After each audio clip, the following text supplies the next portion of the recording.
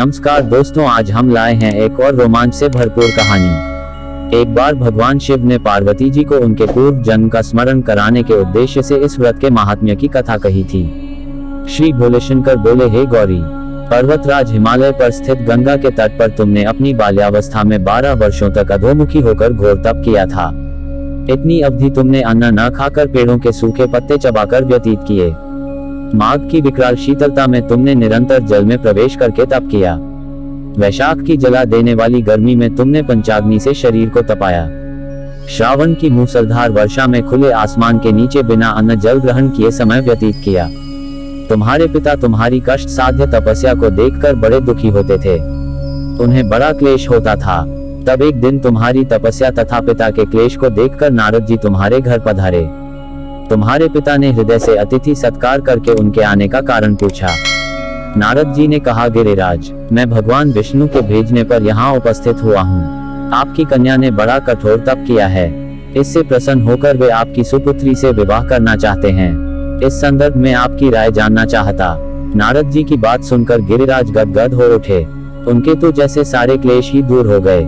प्रसन्नचित होकर वे बोले, श्रीमान, यदि स्वयं विष्णु मेरी कन्या का वरण करना चाहते हैं तो भला मुझे क्या आपत्ति हो सकती है।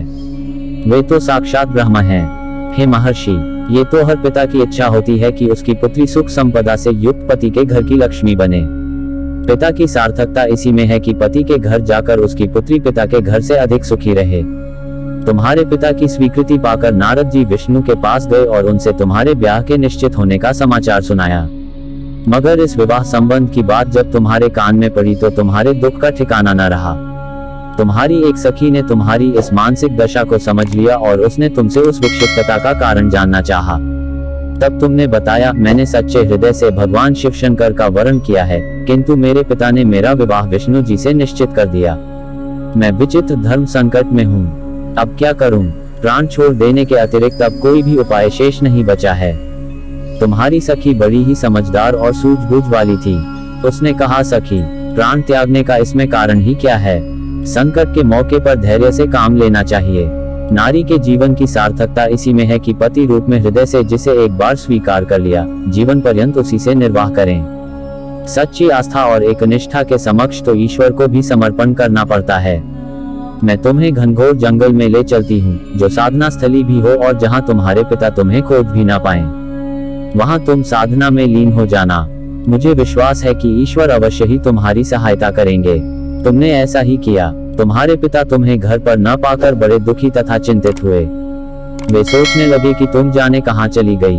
मैं विष्णु जी से उसका विवाह करने का प्रण कर चुका हूँ। यदि भगवान विष्णु बारात लेकर आ गए और कन्या घर पर न हुई तो बड़ा अपमान होगा।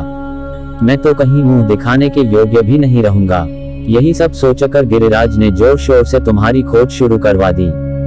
इधर तुम्हारी खोज होती रही और उधर तुम अपनी सखी के साथ नदी के तट पर एक गुफा में मेरी आराधना में लीन थी। भाद्रपद शुक्ल तृतीया को हस्त नक्षत्र था। उस दिन तुमने रेत के शिवलिंग का निर्माण करके व्रत किया। रात भर मेरी स्तुति के गीत गाकर जागी।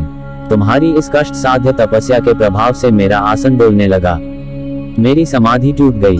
मैं तुरंत तुम्हारे समक्ष जा पहुंचा और तुम्हारी तपस्या से प्रसन्न होकर तुमसे वर मांगने के लिए कहा। तब अपनी तपस्या के फलस्वरूप मुझे अपने समक्ष पाकर तुमने कहा, मैं हृदय से आपको पति के रूप में वरण कर चुकी हूँ। यदि आप सचमुच मेरी तपस्या से प्रसन्न होकर आप यहाँ पधारे हैं तो मुझे अपनी अर्धांगिनी के रूप में स्वीकार कर लीजिए। तब मैं तथास्तु कहकर कैलाश पर्वत पर लौट आया। प्रातः होते ही तुमने पूजा की समस्त सामग्री को नदी में प्रवाहित करके अपनी सहेली सहित व्रत का पारणा किया। उसी समय अपने मित्र बंधु व दरबारियों सहित गिरिराज तुम्हें खोजते खोजते वहां आ पहुंचे और तुम्हारी इस कष्ट साध्य तपस्या का कारण तथा उद्देश्य पूछा। उस समय तुम्हारी दशा को देखकर गिरिराज अत्यधिक दुखी हुए और पीड़ा के कारण उनकी आंखों में आंसू उमड़ आए थे। तुमने उनके आंसू पोंछते हुए विनम्र स्वर में कहा, पिताजी, मैंने अपने जीवन का अधिकांश समय कठोर तपस्या में बिताया है। मेरी इस तपस्या का उद्देश्य केवल यही था कि मैं महादेव को पति के रूप में पाना चाहती थी। आज मैं अपनी तपस्या की कसौटी पर खरी उतर चुकी हूँ। आप क्योंकि विष्णु जी से मेरा विवाह करने का निर्णय ले चुके थे, इसलिए मैं अपने आराध्य की खोज में घर छोड़कर चली आई। अब मैं आपके साथ इसी शर्त पर घर जाऊंगी कि आप मेरा विवाह विष्णु जी से न करके महादेव जी से करेंगे। गिरिराज मान गए और तुम्हें घर ले गए। कुछ समय के पश्चात शास्त्रोक्त विधि विधान पूर्वक उन्होंने हम दोनों को विवाह सूत्र में बांध दिया। हे पार्वती, भाद्रपद की शुक्ल तृतीया को तुमने मेरी आराधना करके जो व्रत किया था, उसी के फलस्वरूप मेरा तुमसे विवाह हो सका।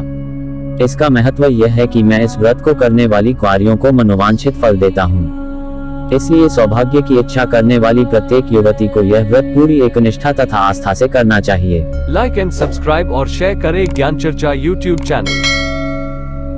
Thank you for watching video.